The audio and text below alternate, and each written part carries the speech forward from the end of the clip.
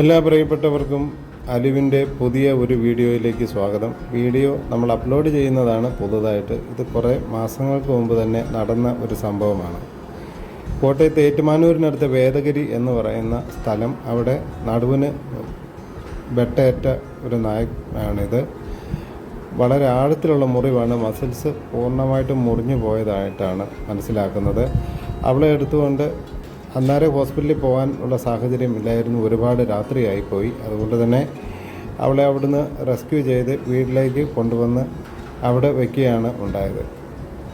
പിന്നീടാണ് നമ്മൾ ഡോക്ടർ ബിജുവിൻ്റെ ഹോസ്പിറ്റലിലേക്ക് പോകണം എന്ന് തീരുമാനിക്കുക, അദ്ദേഹത്തെ വിളിച്ചറിയിക്കുകയും അപ്പോയിൻമെൻ്റ് എടുക്കുകയൊക്കെ ചെയ്തത്. അങ്ങനെ അദ്ദേഹത്തോട് പറഞ്ഞതനുസരിച്ച് പിറ്റേന്ന് ഏറ്റുമാനൂരുള്ള ഡോക്ടർ ബിജുവിൻ്റെ കിങ്ഡം ആനിമാലിയ ഹോസ്പിറ്റലിലേക്ക് നമ്മൾ പോയി.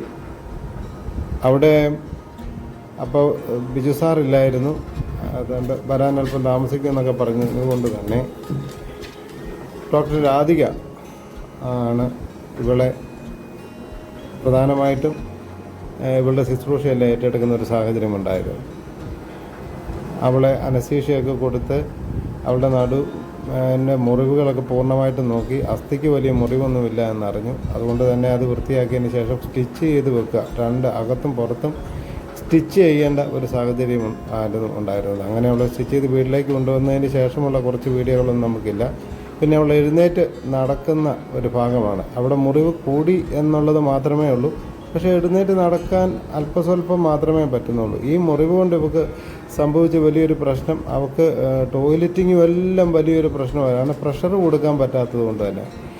അങ്ങനെ ഇരിക്കുമ്പോഴാണ് നമ്മൾ ഞെട്ടിക്കുന്ന ഒരു കാര്യം അറിയുന്നത്. ഇവളുടെ വയറിരിക്കുന്നത് കണ്ടോ, അവൾ പ്രഗ്നൻ്റ് ആണോ എന്നൊരു സംശയം അന്നേരമാണ് തോന്നുന്നത്. അതിനനുസരിച്ച് ഡോക്ടറെ പോയി കണ്ടു. ഏതെങ്കിലും തരത്തിൽ അബോർട്ട് ചെയ്ത് കളയാമോ എന്നൊക്കെ നമ്മൾ ചോദിച്ച് നോക്കിയതാണ്. പക്ഷേ ഒരുപാട് മാസങ്ങളൊക്കെ കഴിഞ്ഞു പോയി എന്നറിഞ്ഞതുകൊണ്ട് നമ്മൾ ആ കാര്യത്തിന് മുതിർന്നില്ല.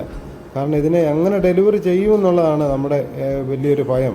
കാരണം ഈ പ്രഷർ കൊടുക്കാൻ പറ്റുകയില്ലാത്തൊരു സാഹചര്യത്തിലായിരുന്നു. പിന്നെ എന്തായാലും ഒരു 1-2 മാസങ്ങൾക്ക് ശേഷമാണ് ഇവൾ പ്രസവിക്കുന്ന സാഹചര്യമുണ്ടായത്. അങ്ങനെ ഉണ്ടായ കൺമണികളാണ് ഈ കാണുന്നത്. അപ്പോൾ അതിനകത്തൊരു കൗതുകമുണ്ട്. അവർക്കൊപ്പം തന്നെ വേറെ അമ്മയില്ലാത്ത 2 പിള്ളേരും കൂടെ ഇവിടെ നോക്കേണ്ട ഒരു സാഹചര്യം, ഒരു സന്ദർഭം ഉണ്ടായി വന്നു. അവരെ നമ്മൾ കാണിക്കാം. ഇതാണ് ഇവിടെ കുഞ്ഞുങ്ങൾ, 7 പേരെ ഉണ്ടായത്. കണ്ടോ, ഇതാണ് അമ്മയില്ലാത്ത കുഞ്ഞുങ്ങളെ നോക്കുന്നത്. കണ്ടോ, പൂച്ചക്കുഞ്ഞുങ്ങളുടെ സംരക്ഷണം കൂടെ ഏറ്റെടുത്തിരിക്കുക. കണ്ടോ, ആർത്തിയോടുകൂടി പാല് കുടിക്കുന്നുണ്ട് അമ്മച്ചിയുടെ. അത് നല്ല ഒരു അമ്മച്ചിയാണ്, ഓടിച്ചൊന്നും വിട്ടില്ല. അവിടെ കുഞ്ഞുങ്ങൾക്ക് മാത്രമല്ല, എല്ലാവർക്കും വിശപ്പടക്കുക എന്നുള്ളൊരു ദൗത്യം അവൾ ഏറ്റെടുത്തിരിക്കുന്ന പോലെ എല്ലാവരെയും ശുശ്രൂഷിക്കുക എന്നുള്ളൊരു ദൗത്യം അവൾ ഏറ്റെടുത്തിരിക്കുകയാണ്. അങ്ങനെ 7 കുഞ്ഞുങ്ങളും അഡോപ്ഷനൊക്കെ ഇട്ടിട്ട് അഡോപ്ഷനൊന്നും ആകാതെ നിൽക്കുന്ന ഒരു സന്ദർഭത്തിലാണിത്. എന്തായാലും ഈ കാഴ്ച വളരെ ഒരു മനോഹരമായൊരു കാഴ്ചയാണ്, ഭയങ്കര രസമായിട്ടുള്ളൊരു കാഴ്ച അല്ലേ. എന്തായാലും അവരെല്ലാം ഇവിടെ ഉണ്ട്. എങ്ങനെയെങ്കിലുമൊക്കെ ആരെങ്കിലുമൊക്കെ ഏറ്റെടുക്കാൻ ഇനിയെങ്കിലും വരും എന്നൊക്കെയുള്ള പ്രതീക്ഷയോടുകൂടി ഇരിക്കുകയാണ്. Thanks for watching.